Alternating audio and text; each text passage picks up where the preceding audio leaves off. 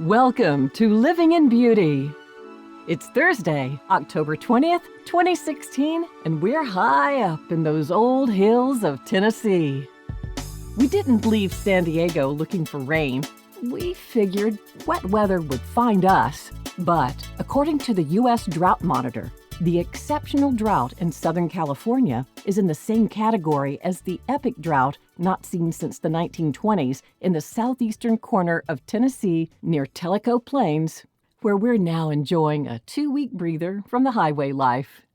My sister, Deborah, and her husband, David, generously opened their driveway for us in these serene, mystic, and remote woods of Coker Creek in the Cherokee Mountains National Park, where a 6-mile graveled forestry road connects us to the famous Cherahalla Skyway.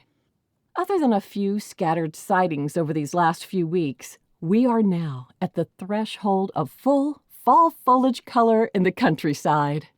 As amateur leaf peepers who don't know an ash from a dogwood, we're totally binging on this whole color thing and the pure natural glory of it. Every day is like a new walk on the same road, a different episode, as fresh players demonstrating extraordinary restraint and dignity step in with just the right luminosity to deepen the plot. During these last 3 months of full-time travel through beauty and grandeur, we've encountered wet weather about 3 times, a combined 15 minutes of light sprinkle with only brief splatters of rain, and it's no different here. Watery Tennessee's usually roaring creeks, rivers, and falls are now dominated by the sound of crickets and frogs under the mid-October moon. Even though we haven't had a television for over 30 years, the absence of connectivity is another drought we hadn't fully anticipated.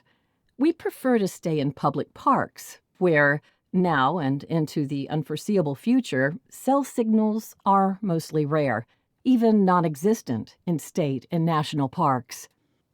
Since we began living in beauty, Wi-Fi and cell service are a treat, and only a necessity in an emergency.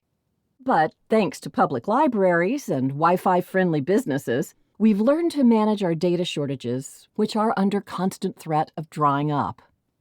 On good advice, we purchased a set of walkie-talkies for times when we're separated from each other within a 36-mile radius and without cell service, and a hand-crank Red Cross radio to provide vital weather reports from NOAA, the National Oceanic and Atmospheric Administration. On the eve of Jim's birthday, we pulled into Manuka Park, a gorgeous state campground in Kansas.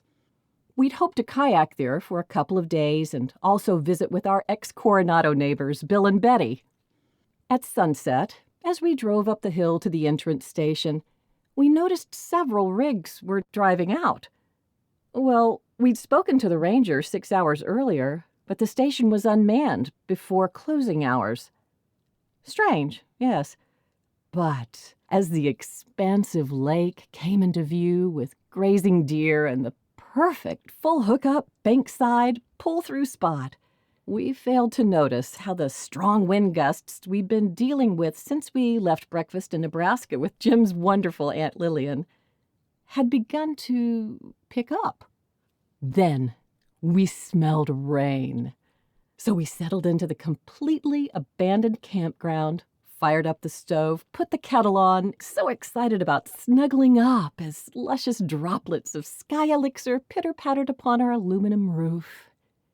Jim cranked up the radio and tuned into NOAA as I prepared the tea. What's that? Did our digital weatherman friend Paul say, baseball-sized hail? We listened to the report again. Oh, no. Paul said, tornadoes, 70-mile-per-hour winds, and baseball-sized hail, heading straight for us. As we packed in record time, Jim, with a single bar and a cell phone, managed to call the Rangers, the police, the National Guard. Me, I called my daddy. Head east, said the police. Head south, said Daddy. We did a lot of both. Found a Cracker Barrel just outside the range of the storm. With 2 other rigs, we took refuge in their parking lot that night. Next morning at breakfast, after lightning struck the tall Cracker Barrel sign, We threw money at the register, bolted to our rig, and 8 hours later rolled into St. Louis, Missouri, where we met dozens of Florida residents escaping the hurricane. Hey, after a couple of days like that, casino camping with screamin' Wi-Fi ain't too shabby. Just what the weatherman ordered. Thanks so much for joining us at Living in Beauty.